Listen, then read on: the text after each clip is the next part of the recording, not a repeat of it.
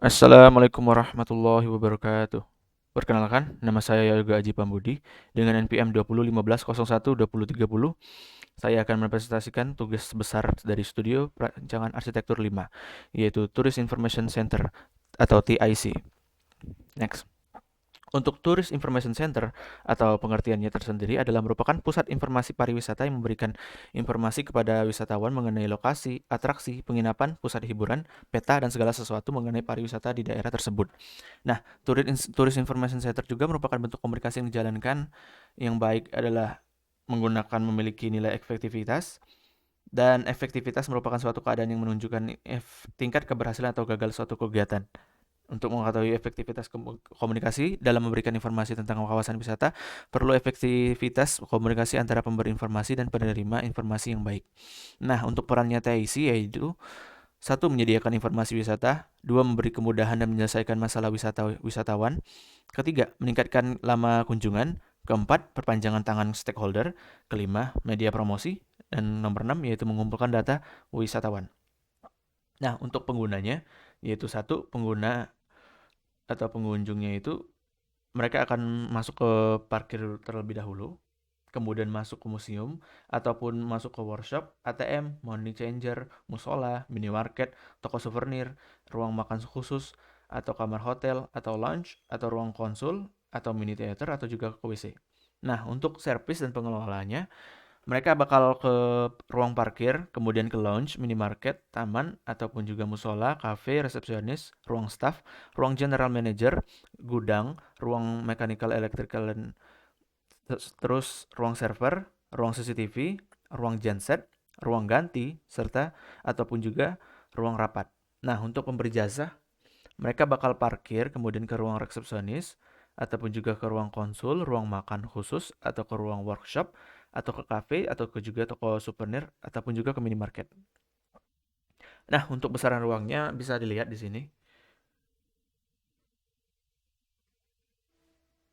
Sumbernya saya dapatkan dari NAD, New Architecture Data, ataupun juga studi banding, ataupun juga metric handbook, data arsitek, asumsi, ataupun juga dari Google. Untuk matriks ruangnya seperti ini. Next.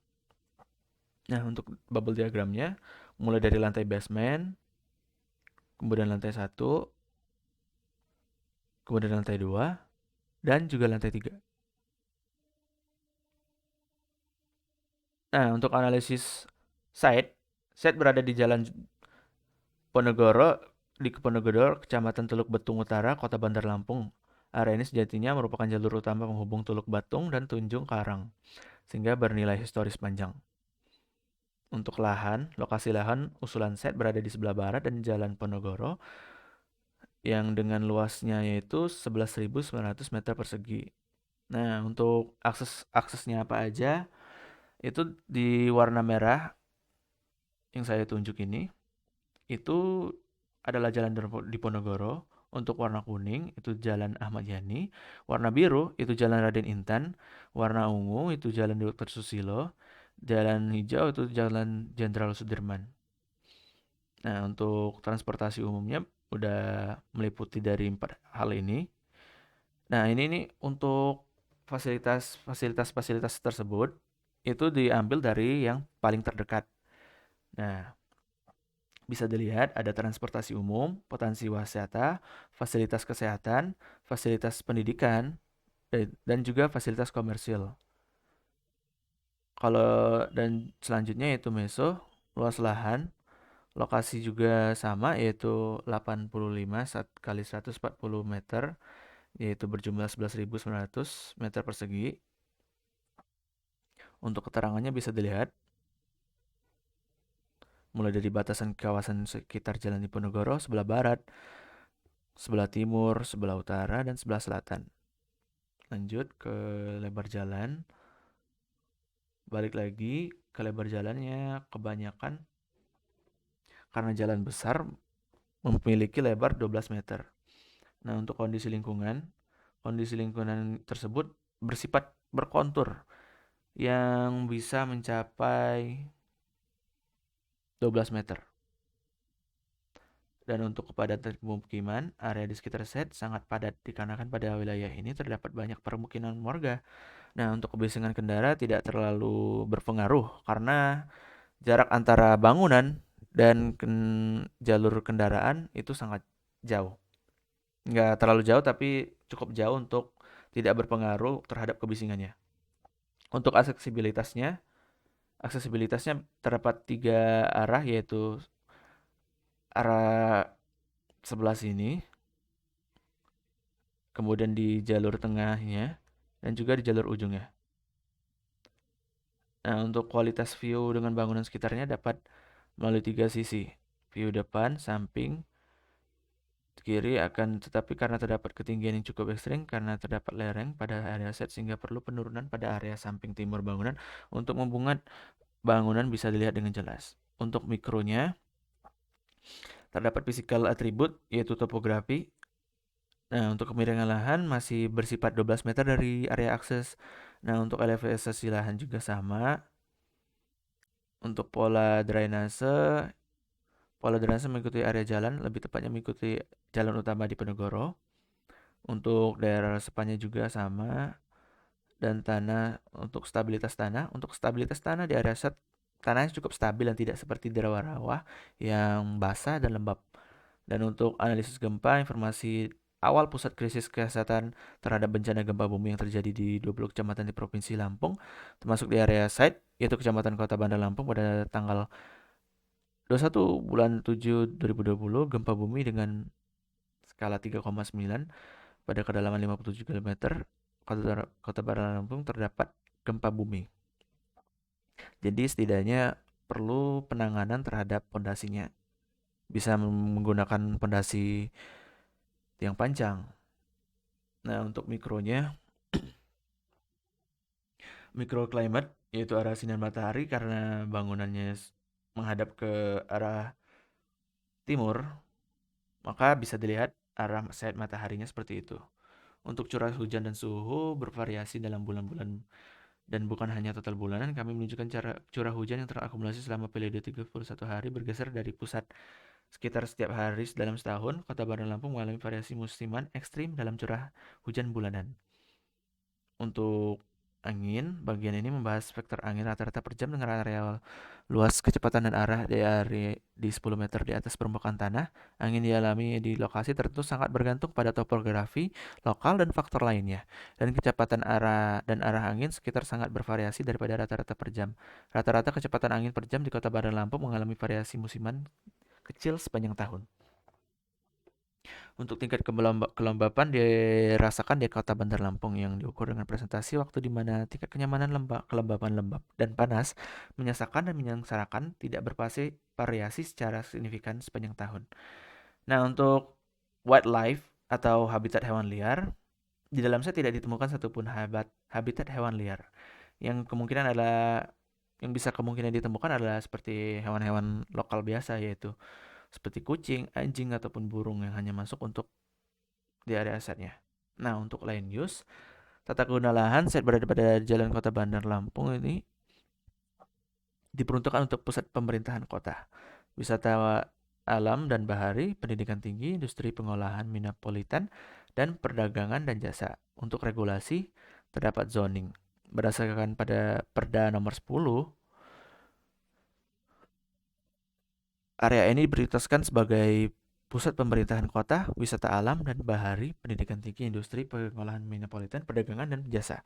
Untuk KDB-nya yaitu 40%, yang di total selebihnya itu 4.760 meter persegi. Untuk KDH 7.140 meter persegi. Jadi GSB atau garis sempadan itu berjarak 7 meter dari pinggir jalan. Untuk KLB itu 28.560 meter persegi. Untuk kepemilikan lahan site merupakan tanah milik bank.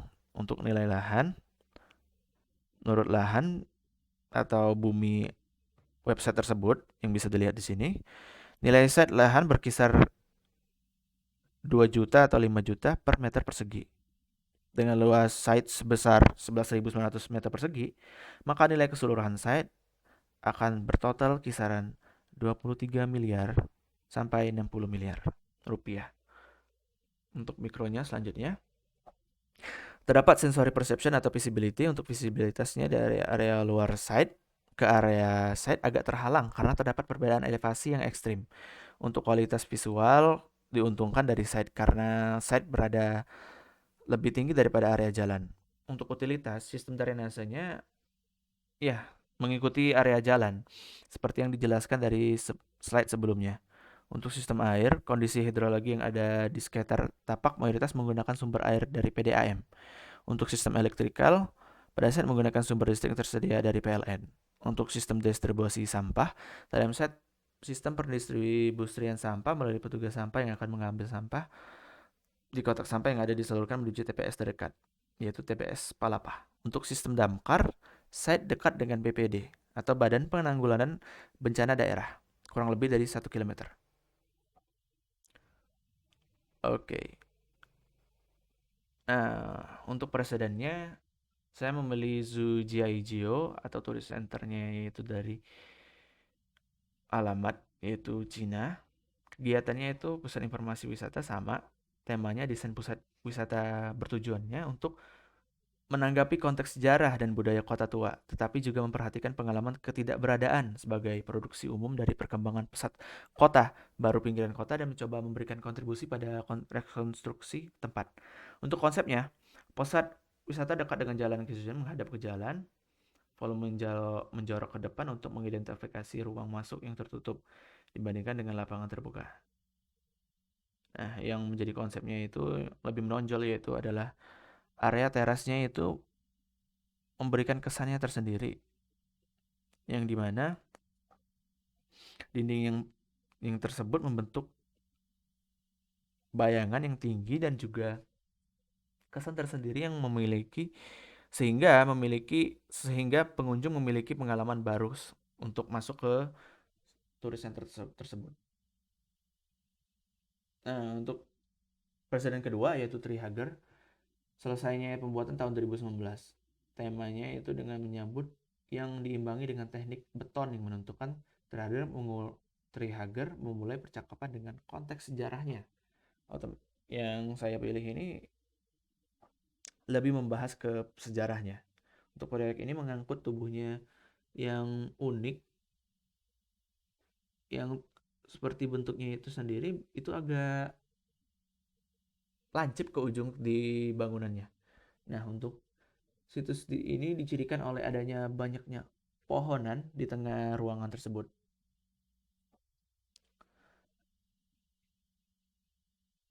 Dan untuk detailnya bisa dibaca. Lanjut, presiden ketiga yaitu Alto Tamega. Konsepnya itu sendiri yaitu sederhana, yaitu program tercermin dalam bentuk ruang bangunan menghasilkan kejelasan fungsi dan pembacaan isi wisata yang jelas. Untuk denah terbentuk lingkaran pada gambar di slide.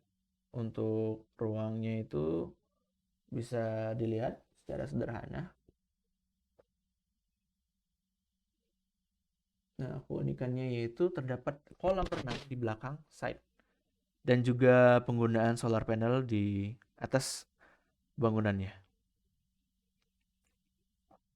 Nah, untuk konsep gubahan, bentuk dasarnya berasal dari bentuk kubus sederhana, kemudian mengalami pemanjangan karena bentuk tersebut itu sangat merespon untuk memaksimalkan view serta membuat sirkulasi menjadi terarah.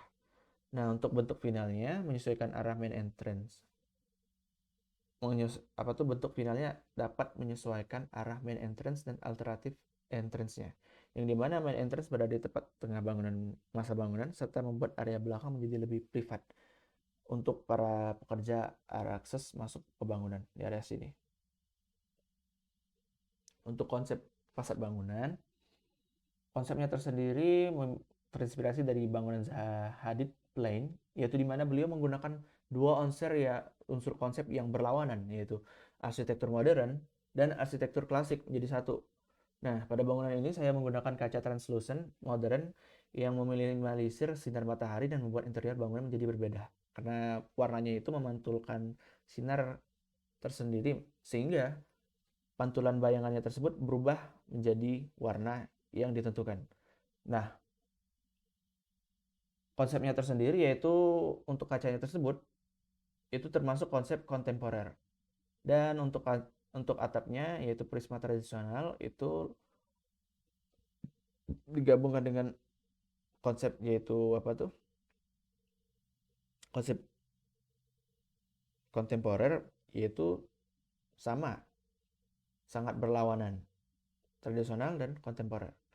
Sehingga itulah apa tuh, melandasi desain desain tersebut mengikuti dari Zaha Hadid Plain. Serta juga bangunan, karena atapnya itu memiliki derajat 30 derajat, maka solar panel saya tempatkan di atasnya. Karena dengan kemiringan tersebut dapat membantu solar panel menyerap sinar matahari lebih efektif. Untuk konsep ruangnya, ruang konsulnya TIC itu lebih privat karena lebih nyaman, dan juga bangunan apa tuh, setiap pengunjung dapat menikmati pengalaman yang baru. Nah, pada ruangan tersebut terdapat pasir nih yang mengelilingi ruangan konsul tersebut. Pasir tersebut tidak sembarangan ditempatkan, karena pasir tersebut bertujuan sebagai pengenalan dengan budaya, yang dimana suku Lampung, yaitu Saibatin, itu berasal dan hidup di pesisir pantai, serta mengenalkan juga lingkungan wisata di Bandar Lampung atau di Lampung. Itu banyak wisata pantai. Maka dari itu saya tempatkan pasir di antara ruang konsul sebagai penyambutan dengan para wisatawan. Nah, untuk konsep ruang makannya per kabupaten. Kenapa begitu? Karena menurut saya ingin memberikan kesempatan terhadap tiap-tiap kabupaten untuk menunjukkan makanan khasnya tersendiri. Karena di tempat TIC inilah apa tuh, makanan daerah bisa terkenal. Nah, untuk lebih detailnya, makanannya itu ruang makannya terdapat 10 ruangan. Dan karena terdapat 15 kabupaten dan kota di Provinsi Lampung, maka akan diadakan secara bergilir. Jadi ada jadwalnya seperti itu, dan menurut saya untuk pemesanannya diadakan dulu makanan khasnya yang berupa makanan ringan. Kemudian untuk makanan beratnya akan dimasak di ruangan dapur kotor. Nah, untuk konsep outdoor exhibitnya, karena terdapat banyak lahan hijau, jadi saya ingin menggunakan lahan itu menjadi lahan yang serbaguna. Seperti ini, seperti contoh di gambar, yaitu area outdoor exhibition. Untuk side plan-nya tersebut bisa dilihat, nomor 1 terdapat akses utama kendaraan, nomor 2 akses utama pejalan kaki, nomor 3 akses utama difabel, nomor 4 outdoor exhibition, nomor 5 area pejalan kaki dan difabel, nomor 6 area bermain anak, nomor 7 area duduk taman, nomor 8 area fonten atau area air mancur, nomor 9 area drop off dan main entrance, nomor 10 area masuk alternatif, nomor 11 area parkir bus, nomor 12 outdoor exhibition, nomor 13 area amphitheater, dan nomor 14 outdoor exhibition lagi, kemudian nomor 15 area parkir motor, nomor 16 area parkir mobil, dan nomor 17 area parkir pegawai, serta nomor 18 untuk loading dock dan akses pegawai. Untuk denahnya nomor lantai basementnya seperti terlampir. Untuk lantai 1, lantai 2, lantai 3 yang sebagai lantai paling teratas. Nah, untuk tampak depannya bisa dilihat seperti ini. Tampak kiri, tampak belakang, tampak kanan, potongan A, potongan B, dan untuk perspektif. Nah, untuk ke-6 gambar tersebut saya mengambilnya dari luar bangunan. Selanjutnya ini adalah sebagian besar adalah ruangan interior, serta ada yang salah satunya yaitu area outdoor atau bagian terasnya.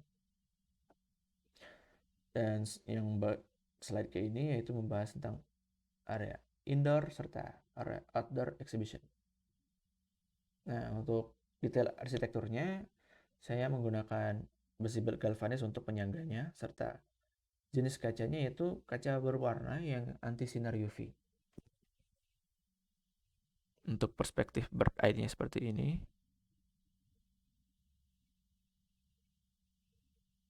Oke.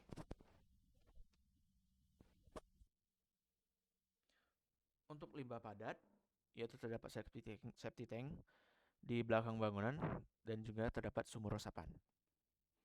Serta untuk utilitas listriknya, listrik tersendiri terdapat dapatnya dari PLN, serta untuk penyambungannya bisa dilihat dan disambungkan juga ke ruang genset yang berada di lantai basement. Untuk dana utilitasnya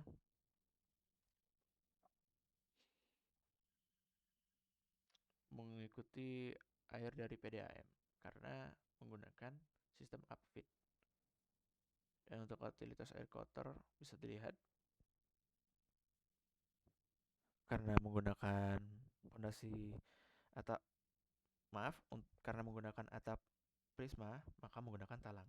Dan talangnya atau airnya dari air kotor tersebut akan dibuang di sumur resapan. Oke, sekian dari saya. Terima kasih.